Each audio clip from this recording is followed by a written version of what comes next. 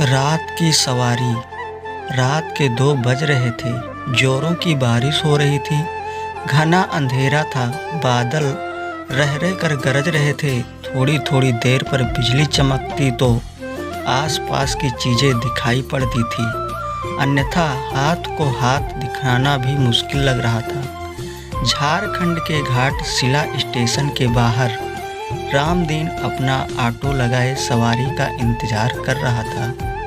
इस मौसम में सवारी मिलने की उम्मीद कम थी, फिर भी हो सकता था कुछ देर बाद आने वाली ट्रेन से कोई सवारी आ जाए। करीब 1 घंटे बाद ट्रेन आई। थोड़ी देर बाद बिजली चमकने पर एक 18-19 वर्ष की मॉडर्न सी लड़की कंधे पर एक बैग लटकाए बाहर निकलती दिखी।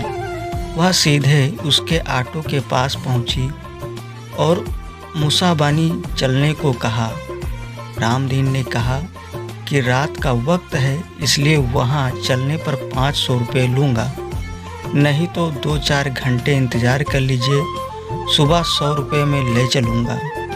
लड़की बोली, अभी 200 रुपये रखो, बाकी वहाँ पहुँच कर दूँगी, और ऑटो पर बैठ गई। रामदीन ने ऑटो बढ़ा दिया। करीब आधा घंटे बाद वहाँ गंतव्य तक का पहुँचा। एक मकान के बाहर लड़की ने गाड़ी रुकवाई और घर से पैसे लेने की बात कहकर अंदर चली गई।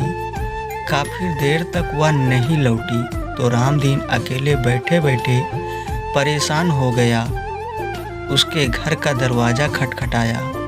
काफ़ी देर बाद एक बूढ़े ने आंख मलते हुए दरवाज़ा खोला। उसने पूछा, कौन हो तुम और इतनी रात को किस लिए आए हो? रामदीन बोला, जो मेम साहब थोड़ी देर पहले आई हैं, उन्होंने मेरा पूरा भाड़ा नहीं दिया है। बूढ़े ने आश्चर्य से उसकी ओर देखा। बोला, यहाँ तो कोई मेम साहब नहीं रहती, मैं अकेला रहता हूँ। रामदीन की नज़र एक फ़ोटो पर पड़ी। उसने कहा, यही मेम साहब तो आई थी, उन्हें स्टेशन से लेकर आया हूँ। बूढ़े ने उसे आश्चर्य से देखा, फिर बोला, इस लड़की को मरे 8 साल हो गए। देखो फ़ोटो पर माला डाला हुआ है, यह मेरी पोती थी, ये कैसे आ सकती है? रामदीन के होश उड़ गए। वह चुपचाप अपने ऑटो के पास पहुँचा।